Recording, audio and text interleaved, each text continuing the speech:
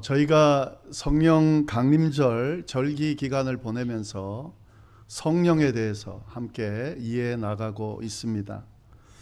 여러분이 성령에 대한 이해를 할 때에 좀 체계적으로 해 나갈 필요가 있습니다.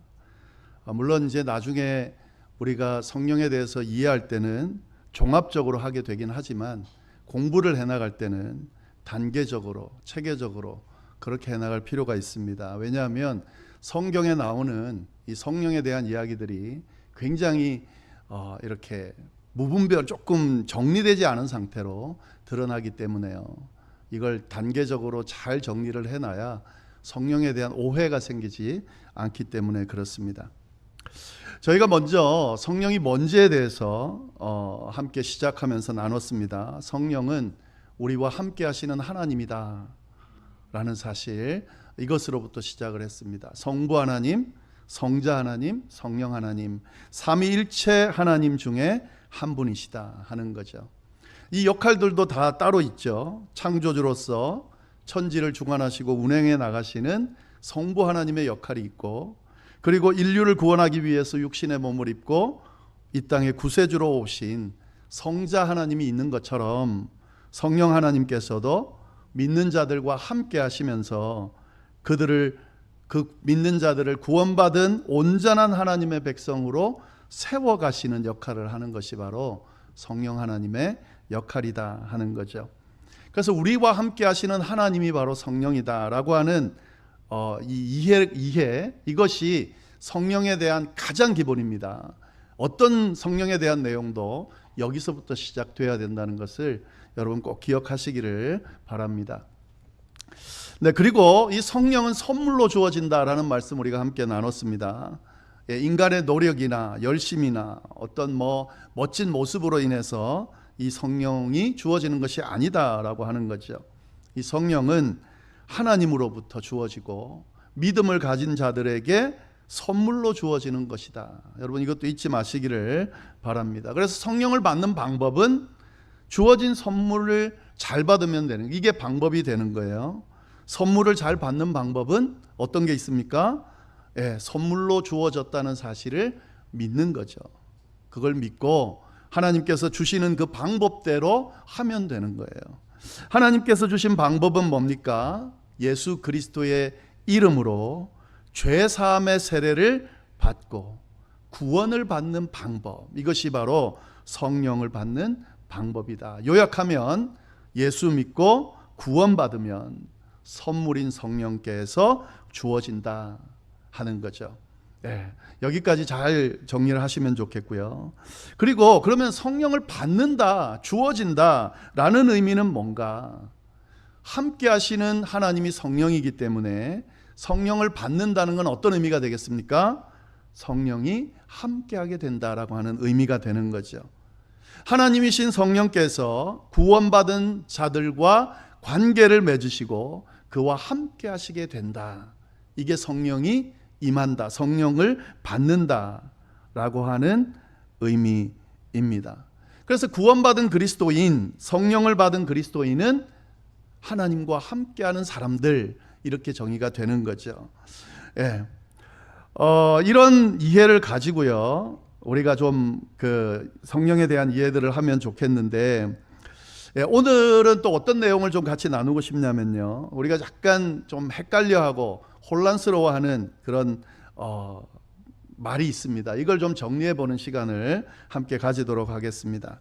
그게 뭐냐면 성령 임재라고 하는 말과 성령이 임한다는 말이죠, 성령 충만하다라고 하는 말, 이 두 사이에 어떤 연관성이 있느냐 하는 거죠.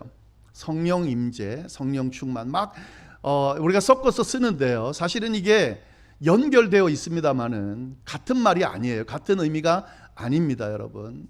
성령 임재와 성령 충만은 아주 밀접하게 연결되어 있지만 동일한 의미는 아니에요. 근데 이거를 막 헷갈려 하면서 섞어서 쓰는 경우가 많이 있어요.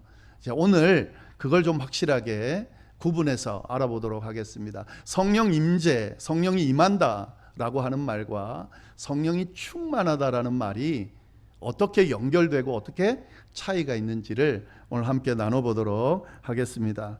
네, 이건 오늘 본문을 가지고 우리가 보겠습니다. 제가 이렇게 설명드릴 수도 있지만 오늘 본문에 나와 있는 내용을 가지고 이 부분을 좀 더 자세하게 설명드리도록 하겠습니다. 자, 오늘 본문 4절밖에 안 되는데요. 이 본문은 성령이 임하신 오순절 성령 강림 사건에 대해서 묘사해 놓은 그런 구절입니다. 예수님께서 성령을 선물로 주겠다라고 약속하시고 기다리라 그랬습니다. 그래서 그 말씀, 약속의 말씀을 받은 제자들 120명의 제자들이 마가의 다락방에 모여서 예수님께서 약속하신 성령이 오기를 기대하며 기도하며 기다리고 있었는데 정말 예수님이 약속하신 것처럼 성령이 임하는 역사가 일어났다. 그게 이제 오늘 사건의 내용입니다. 그래서 성령이 임하는 장면을 아예 묘사를 해놨어요. 성령께서 그 성령을 기대하며 기다리는 제자들에게 임하는 그 장면이 바로 오늘 본문의 내용입니다. 그러니까 성령이 임하는 내용이 정확하게 묘사가 되어 있다는 거죠. 네, 여기서 우리가 성령 임재와 성령 충만을 발견해낼 수 있어요. 구분해낼 수도 있고, 그 내용을 한번 보겠습니다. 먼저 성령 임재라고 하는 관점에서 오늘 본문을 좀 보겠습니다. 1절부터 3절까지의 내용을 보면은요, 성령이 임재하는 장면이 묘사가 되어 있어요. 우리 같이 한번 읽어볼까요? 1절부터 3절까지. 오순절 날이 이미 이르매 그들이 다 같이 한 곳에 모였더니 호련히 하늘로부터 급하고 강한 바람 같은 소리가 있어서 그들이 앉은 온 집에 가득하며 마치 불의 혀처럼 갈라지는 것들이 그들에게 보여 각 사람 위에 하나씩 임하여 있더라. 예수님의 제자들이 지금 한 곳에 모여 있었다 그랬죠. 성령을 기다리고 있었다 그랬습니다. 그때가 오순절이었는데요. 갑자기 어떤 사건이 하나 일어나는데 어떤 사건이냐면 하늘로부터 급하고 강한 바람 같은 소리가 내려오더라는 거죠. 그리고 온 집안을 가득 채우더라 하는 거죠. 그리고 마치 불의 혀처럼 갈라지는 것들이 제자들에게 보이기 시작하고 그것들이 각 사람 위에 하나씩 임하였더라. 이게 성령이 임하는 장면입니다. 성령이 임하는 장면이 바로 이거예요. 성경이 묘사해 놓은 것이 이겁니다. 하늘로부터 급하고 강한 바람 같은 소리, 바람 소리를 막 내면서 뭔가 나타났는데 온 그 다락방을 가득히 채우고 불의 혀처럼 갈라진다는 건 뭐냐면 불길이죠. 불길이 임하더니 각 사람 위에 임하더라. 이렇게 성령이 임했다라고 하는 묘사입니다. 성령의 임재가 이렇게 시작이 이렇게 이루어졌다 하는 거죠. 이 말씀을 우리가 좀 보면서요, 먼저 좀 오해하지 말아야 될 내용들을 좀 2가지만 먼저 말씀을 드리겠습니다. 이게 이제 성령의 임재의 모습이라고 말했기 때문에 그러면 성령은 이런 모습이겠거니 혹시 이렇게 생각할 수 있죠. 성령은 불처럼 임해서 불의 모습을 가지고 있다. 이게 지금 성령이 그렇게 임하잖아요. 그래서 우리가 찬양할 때 보면 불길 같은 성령이여 이렇게 표현하잖아요. 그래서 어떤 분들은 정말로 성령을 이런 불 같은 모습이다라고 그렇게 묘사하는 사람도 있습니다. 왜냐하면 그렇게 임했으니까. 근데 여러분, 성령이 이런 불 같은 모습일까요? 그건 아니죠. 성경을 보면은요, 구약 성경부터 쭉 보면 하나님이 이 땅에 임재하실 때에 그때에 나타나는 증상들을 보면 이런 증상이 나타났습니다.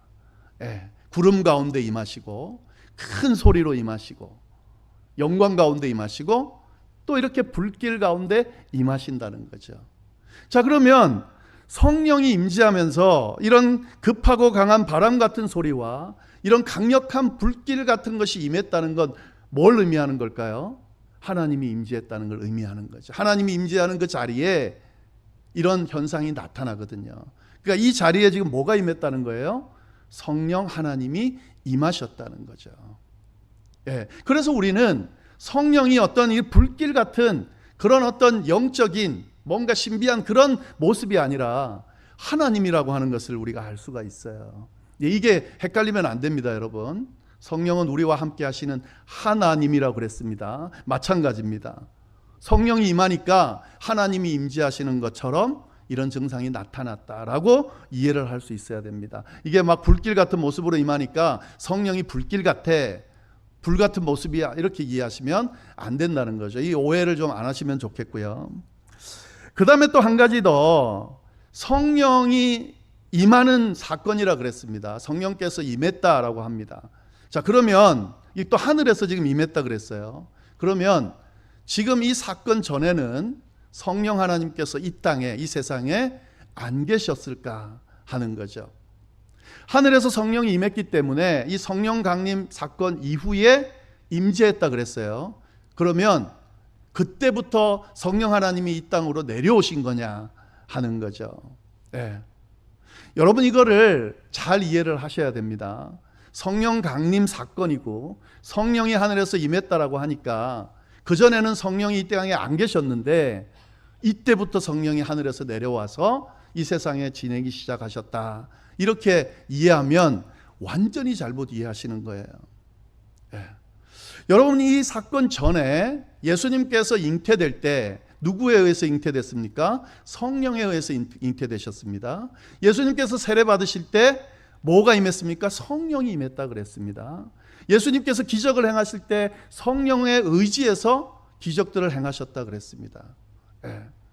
그러면 이 성령 강림 사건 전에도 성령은 이 세상에 존재하시고 역사하셨다는 걸 알 수가 있어요. 이게 신약에만 있는 게 아니라 구약도 마찬가지입니다. 구약에 보면은 하나님의 영이 임했다, 그리고 하나님의 영이 하나님의 사람들을 통해 역사했다, 이런 내용들이 많이 나와요. 이때 하나님의 영이 성령이거든요. 구약 시대도 성령 하나님은 이 세상에 존재하셨고 역사하셨습니다. 그러니까 지금 오순절 성령 강림 사건을 이 땅에 안 계시던 성령께서 저 하늘에서 내려와서 이제 거하기 시작했고 역사하기 시작했다라고 이해하면 완전히 잘못 이해하시는 게 된다 하는 거죠. 예. 그런 의미가 아니에요. 자, 그러면 오늘 이 오순절 성령 강림 사건에서 일어난 성령의 임재는 뭘 의미하는 거냐 하는 거죠. 예. 성령 임재란 표현을 이 강림 사건 이후에 사용되기 시작했는데, 그러면 성령의 임재가 의미하는 바가 뭐냐 하는 거죠. 3절을 보면 정확하게 알 수가 있습니다. 3절 말씀을 보겠습니다. 보시면은 마치 불의 혀처럼 갈라지는 것들이 그들에게 보여. 이게 이제 성령의 모습이죠. 지금 여기에 나타난. 그 다음 뭐라고 되어 있습니까? 각 사람 위에 하나씩 임하여 있더니. 여러분, 이 구절을 잘 주목해 보셔야 됩니다. 성령께서 임재하셔서 각 사람 위에 하나씩 임하였다.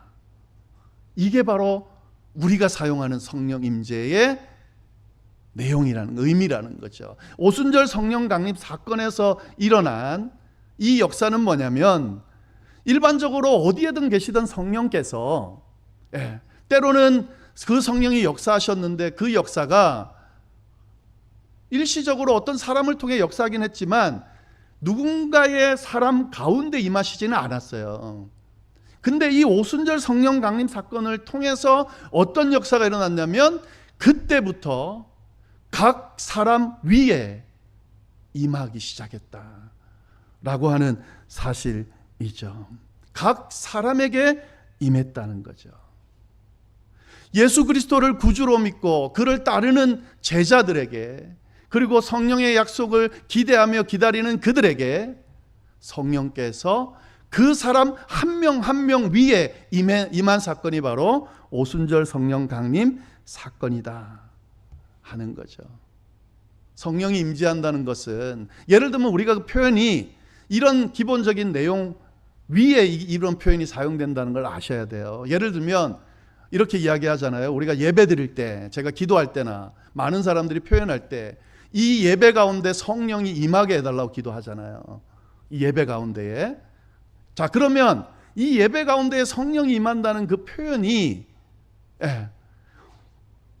이 예배 가운데 어떻게 어떤 일반적인 모습으로 임한다, 우리가 이렇게 생각하면 지금 제가 말씀드린 이 내용을 모르고 하는 이야기가 되는 겁니다. 예. 이 예배 가운데, 우리의 모임 가운데 성령이 임한다라고 하는 그 의미 안에는 어떤 의미가 있냐면, 예수 그리스도를 구주로 믿는 사람들에게 각각 임한 그 성령께서 이 가운데 역사하는 그런 의미가 이 안에 담겨져 있는 거죠. 한 명 한 명 성령을 내주하고 있는 우리가 모여서 이 성령 하나님께서 이 가운데 역사하시는 거예요. 우리 각각 위에도 역사하시고, 우리 공동체 가운데도 역사하시고, 우리가 예배드리는 이 모든 상황 가운데서도 역사하신다는 의미가 그 안에 담겨 있는 겁니다. 이게 성령의 임재라고 하는 의미다 하는 거죠.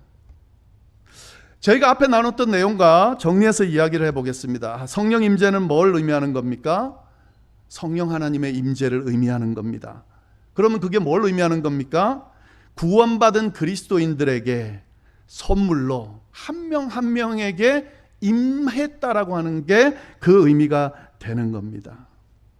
이미 이 세상에 존재하던 성령께서 회개하고 구원받은, 세례받음으로 구원받은 그 그리스도인이 된 그 사람에게 역사하셔서 임하셔서 그와 관계를 맺으시고 그와 함께 거주하신다, 행하신다는 의미가 있다라고 하는 거죠. 이게 바로 성령 임재의 의미입니다. 예. 교회를 다니고 안 다니고의 차이점이 뭔가, 교인이고 아니고의 차이점이 뭔가, 여러분 이 여기서 차이가 나타나는 거예요. 그리스도인이냐 아니냐의 차이점이 뭔가 여기서 나타나는 거예요.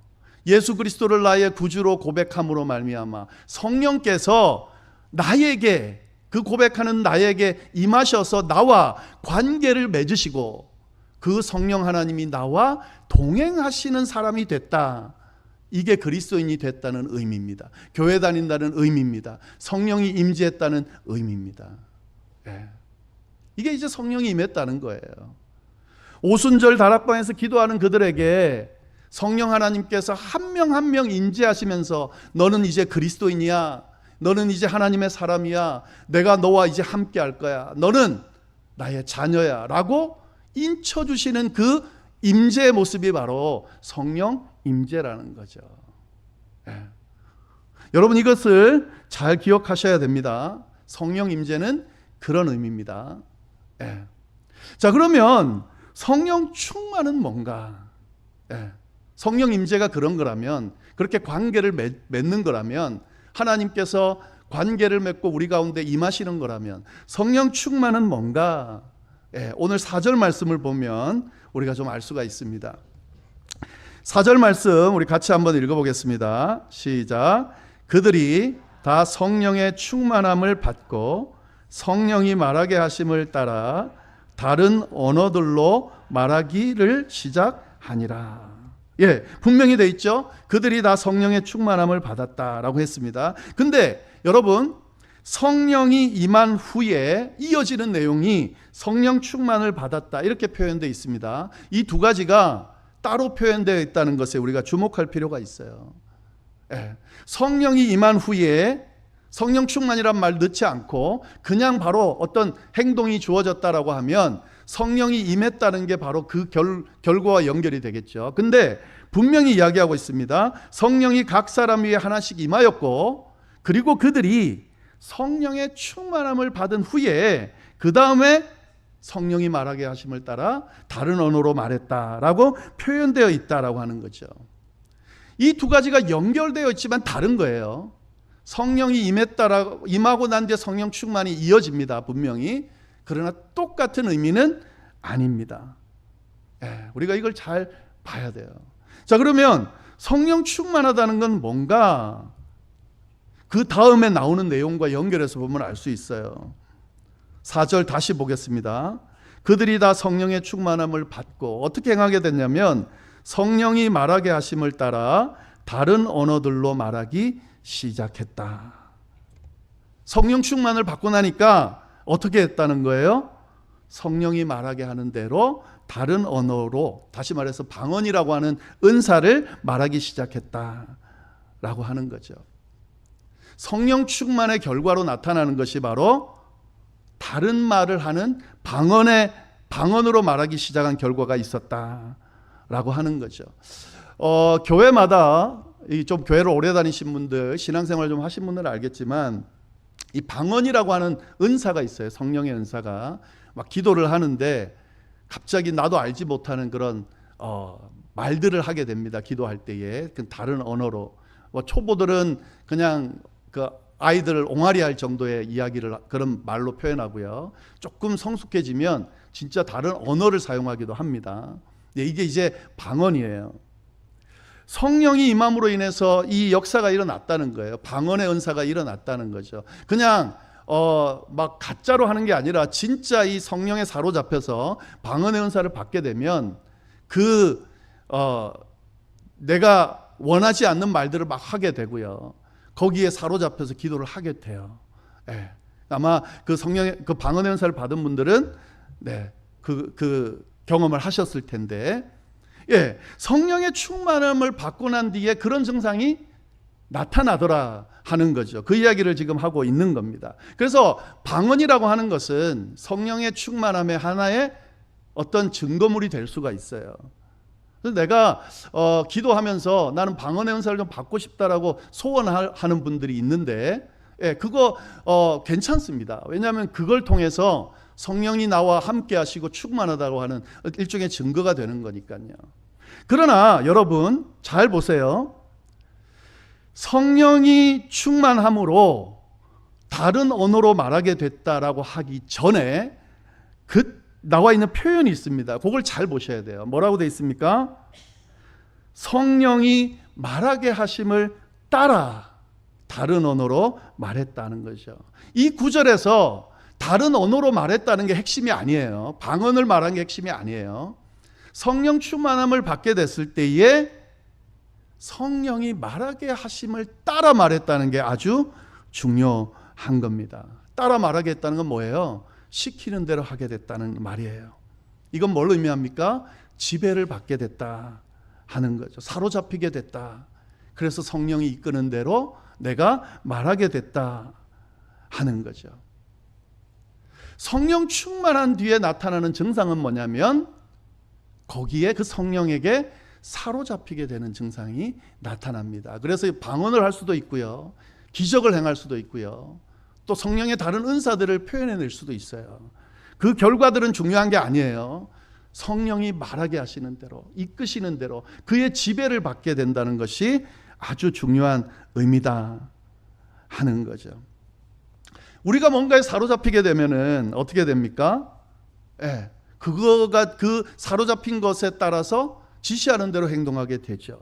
그리고 그걸 우리가 뭐라고 표현합니까? 충만하다, 아니면 가득하다, 이런 표현을 사용을 합니다. 예를 들면 누군가의 생각으로 내가 가득하다, 충만하다면 그건 뭘 의미하는 거예요? 그 누군가에게 사로잡혔다는 걸 의미하는 거예요.